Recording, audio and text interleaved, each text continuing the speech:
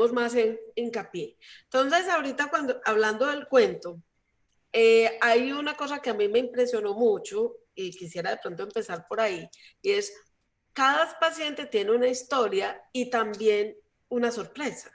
Entonces uno se levanta, o si usted está en el setting de la consulta externa y abre la puerta a ver si al próximo paciente, o en el caso suyo que usted ve pacientes ambulatorios, que de pronto, no sé si hace la parte de urgencias, pero cada paciente está cargado de sorpresas. ¿Cómo fue la sorpresa de este paciente? Así Fue como realmente una sorpresa cuando no, usted... es una sorpresa con un gran impacto, como dice en el cuento, con un impacto que es estético, porque es que no es fácil ver una señora, una monja embarazada. Cuando usted ve una señora disfrazada de religiosa, disfrazada no, vestida de religiosa, y le muestra el vientre y tiene una barriga para 39 semanas, eso es impresionante porque yo nunca en la vida había visto una monja embarazada. Es como la primera vez que uno ve el mar. Cuando uno lo lleva, cuando está muchachito, chico, chiquito, los que no vivimos en el mar, que lo llevan a ver el mar, y yo lo conocí a los 5 años, a mí no se me olvida el momento en que yo conocí el mar. O a mí no se me olvida el primer momento en que vi un seno de una mujer en la vida real cuando era un niño. Eso para mí fue impresionante. Lo mismo que el mar. Entonces también no olvido nunca cuando vi una monja embarazada. Entonces a mí la reflexión que yo hacía es, primero el susto, porque es que uno se pregunta, ¿qué diablos hace una monja embarazada? Si teóricamente tienen un juramento muy poderoso de castidad, pues hombre, lo que yo no sé si darán castas o no, pero dentro del imaginario judeocristiano que tenemos con ellas, es que ellas son castas. Y la castidad no está igualada con el embarazo, porque si usted está en embarazo es porque no ha sido casto. Si es religioso, pues, si es una monja. Entonces lo primero que veo es una monja embarazada, y eso tiene un impacto estético, pero también tiene un impacto ético, porque uno dice, pero ¿qué pasa aquí? A mí no me cuadra mi ética con una señora que es religiosa, que debe ser casta y está en embarazo. Eso tiene un impacto ético. Y también tiene una connotación que es la curiosidad, la chismografía, las ganas de saber y de indagar. Hombre, esta monja está en embarazo. Pregunta, ¿por qué está en embarazo? Si lo habitual, lo normal, es que ellas no tengan relaciones sexuales, y que si las tiene, pues traten de no embarazarse, porque eso es un problema muy delicado. ¿Por qué está en embarazo? Yo quisiera saber por qué está en embarazo. Entonces ya viene la curiosidad, que después se vuelve la indagación. Entonces, esa es la primera aproximación al personaje.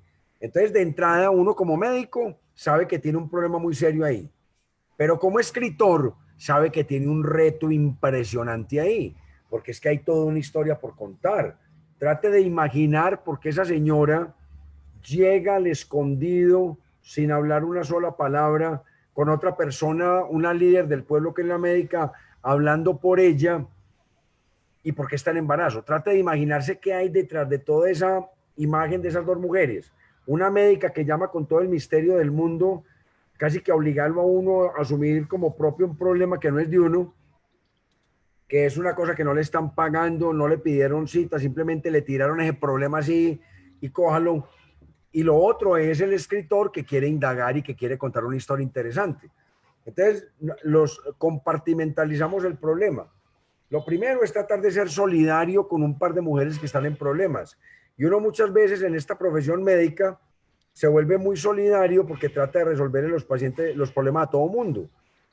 Y a veces, aunque no le paguen, a veces, pues hombre, si le pagan, pues también, pero a veces si no le pagan, como en este caso, uno trata de ser solidario. Y a uno como médico, desde que era estudiante y en una universidad católica donde estudiamos la doctora Marta y yo, nos enseñan a ser muy solidarios y nos enseñan a ser muy caritativos con el otro, y nos enseñan a que tenemos que aprovechar nuestra situación de privilegio para ayudarle a los menos favorecidos y a los que están en problemas y a los que están sufriendo.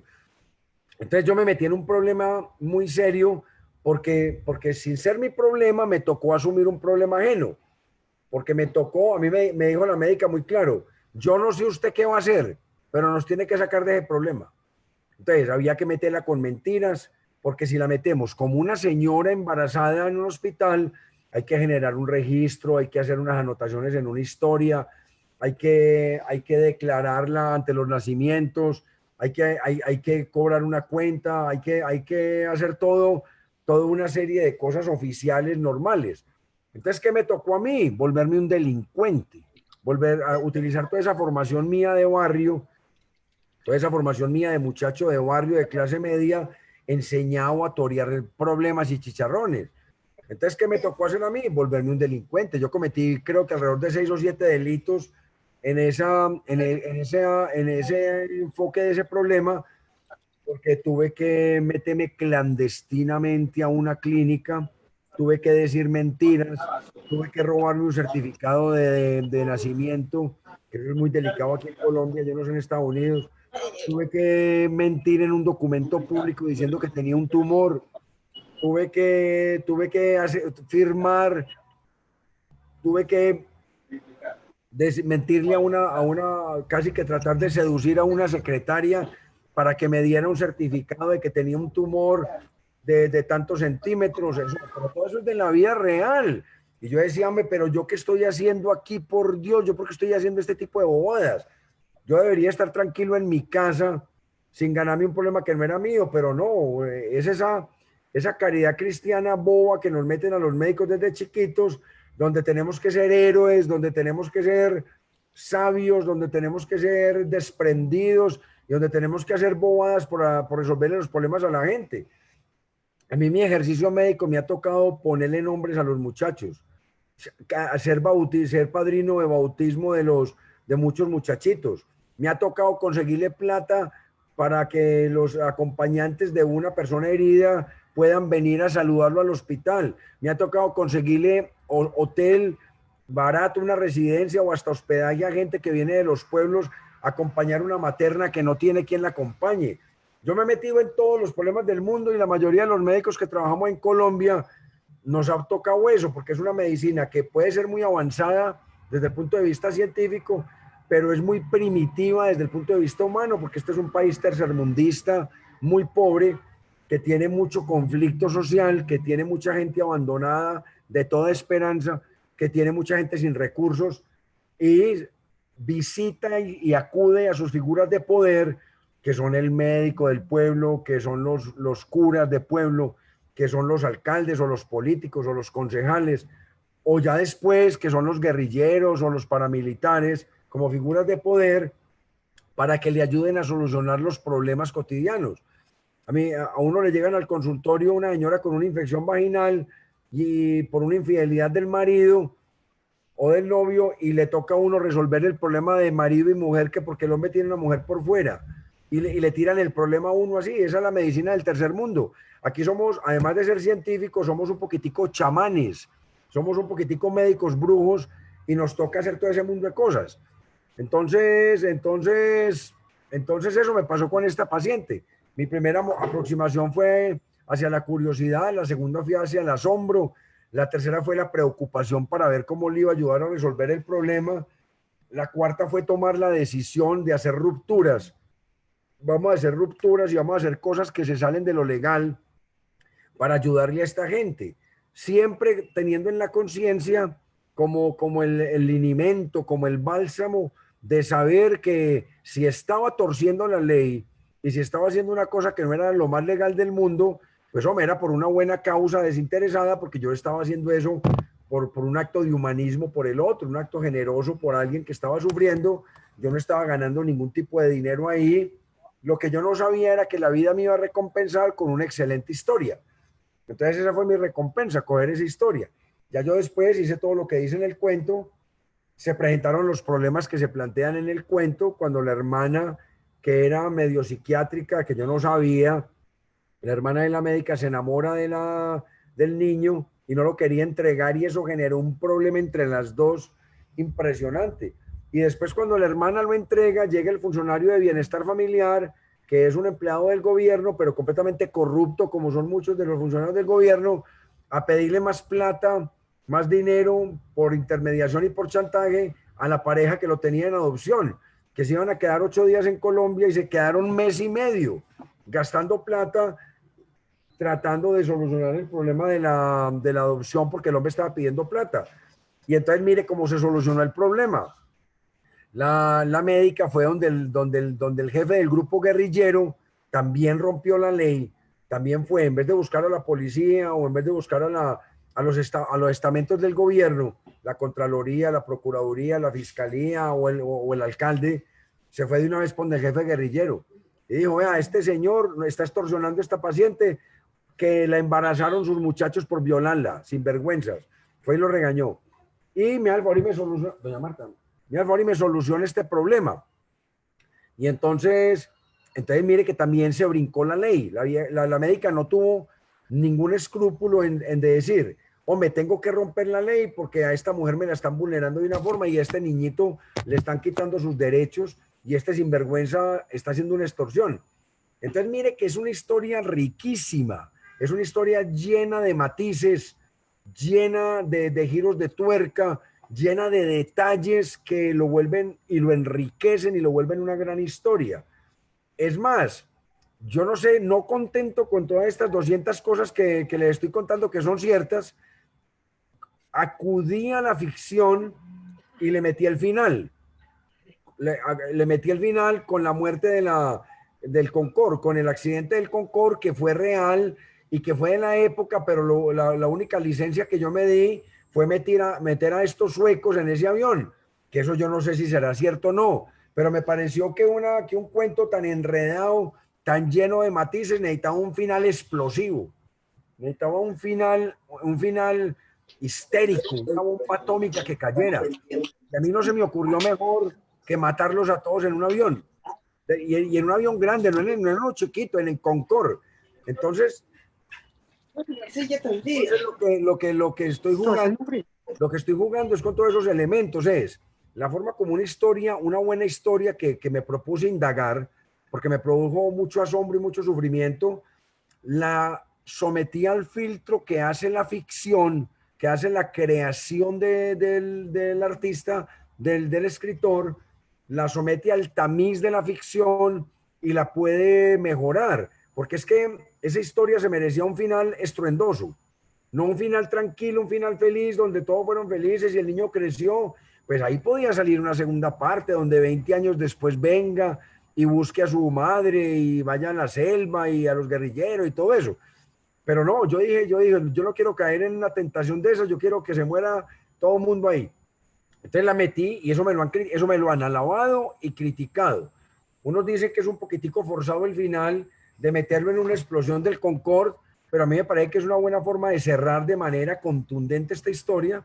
Otros dicen, no, me dejé un final abierto donde simplemente se van, después el niño indaga por sus orígenes y busca a su monja, o después el niño resulta un cura o haga, pues, puede inventarse uno cualquier otro final, en un final abierto. Pero aquí lo que pretendíamos era tener un cuento cerrado que tuviera buena calidad literaria y que tuviera lo que trata de tener la buena literatura, que entretenga al lector, que le siembre interés y que le permita aprender sobre el carácter humano.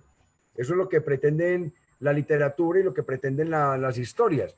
Esta es un ejemplo de cómo un acto médico se mete en la mente de un médico escritor, se somete al sedazo de la literatura, se hace un trabajo serio y sistemático de creación, donde trata de contarse con buen lenguaje, respetando los cánones del cuento, tratando de tener la estructura muy clara y tratando de contar una buena historia que uno quede satisfecho y que el lector quede satisfecho.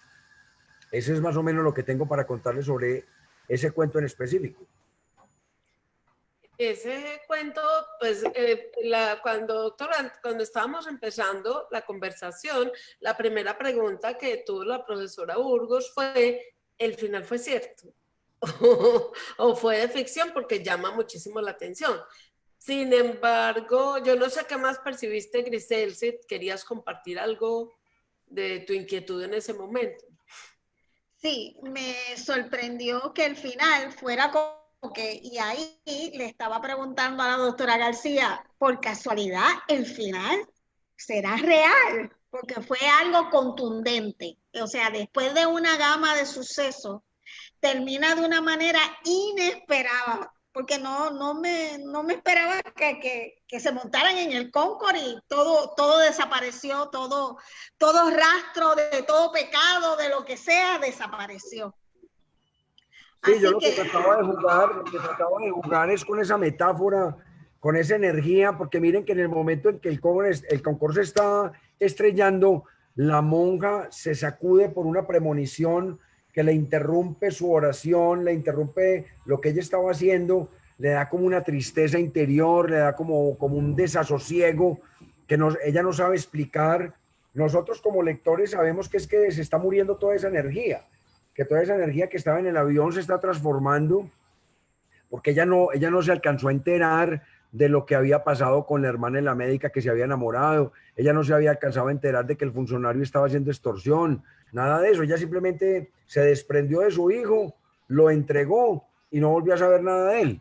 Y en ese momento ella sintió un estremecimiento energético casi tan fuerte como la explosión del Concorde por allá. Entonces, además eso de pronto obedecía a la forma como yo escribía en esa época. Ese cuento se escribió por allá en el 2003, 2004, donde yo venía de la escuela donde Medellín estaba sometida. Veníamos de la guerra más grande de toda la historia de Medellín, donde toda esa lucha con el narcotráfico, todo ese narcoterrorismo. Entonces, ningún escritor de Medellín era suavecito, ningún escritor de Medellín era apacible, ningún escritor de Medellín era tranquilo. Todos veníamos de esas historias tan fuertes, de toda esa violencia, de todo ese miedo, de todo ese duelo que habíamos tenido por amigos muertos, por bombas, por explosiones. Entonces, de pronto era lo que estábamos viviendo. Teníamos, eso hace cuánto fue, hace alrededor de qué, hace 20 y punta de años. Teníamos 20 años menos, veníamos sacudidos de la violencia, veníamos sacudidos de esa Medellín tan energética, y de pronto nuestra literatura era así, era energética, necesitaba esos finales así salvajes, necesitaba todo ese movimiento, necesitaba que los cuentos fueran muy telúricos, que tuvieran todo ese movimiento y toda esa expectación y todo ese dramatismo.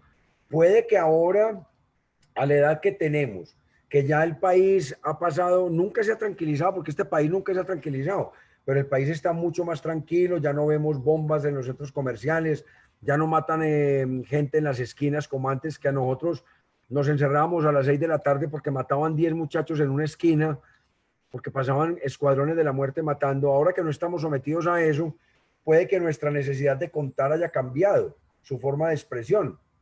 Puede que ahora no hubiéramos buscado un final distinto. Puede que donde yo hubiera escrito ese cuento ahora, simplemente lo hubiera metido en un remanso de paz allá en Suecia, con esos que lo adoptaron, o esos suizos, yo no me acuerdo si suizos o suecos, pero los hubieran adoptado, se hubieran ido, y puede que me hubiera inventado una serie de cuentos que puede que me los invente. Yo puedo cambiar el final, yo puedo decir que no, que en último minuto no estaban en el Concorde, sino que se fueron en otro avión y que se fueron por Argentina o por Chile y no se mataron, y ahora el muchacho vino a Colombia nuevamente a buscar sus orígenes y encontró a la monja en un estado terminal por un cáncer.